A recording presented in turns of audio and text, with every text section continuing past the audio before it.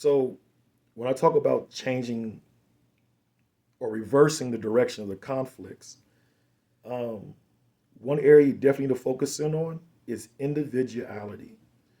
What is your personal truth, right?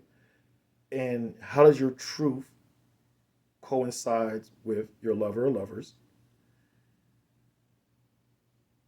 Is there an ease to be who you are as an individual?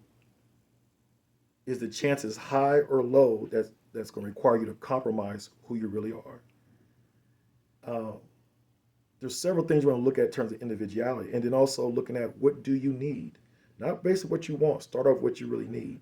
Looking at that, what do you actually need intellectually? What do you need sexually? What do you need socially? What do you need in terms of modeling wise? What do you need, spiritually? What's all these different needs that you really, that you need for yourself individually?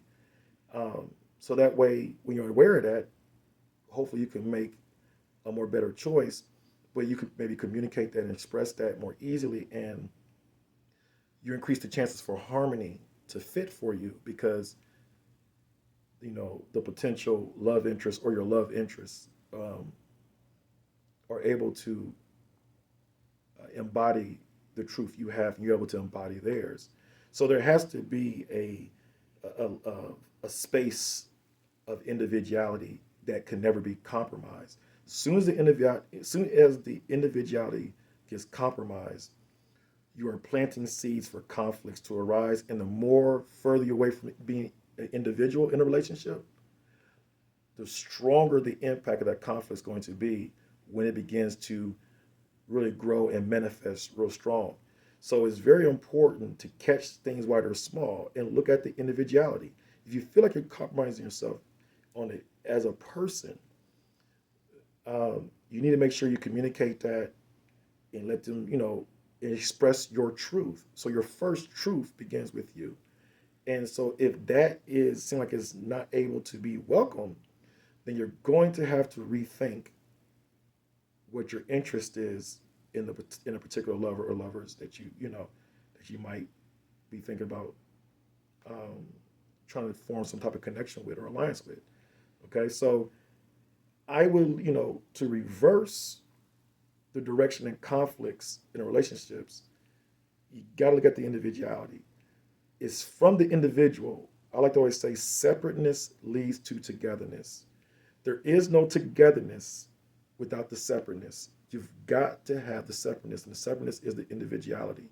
There has to be a welcoming and a level of um, esteeming that in each other, that individuality, and it constantly has to be fueled. When we stop fueling the individuality aspect of ourselves in a relationship, it's going to hinder the togetherness. It's going to bring conflict in the togetherness. It's going to dismantle the harmony that you probably already have. And it has a silent effect because a lot of times we don't think about the individuality, but we will act it out when we start resisting, when we get to a certain point of a state of resistance.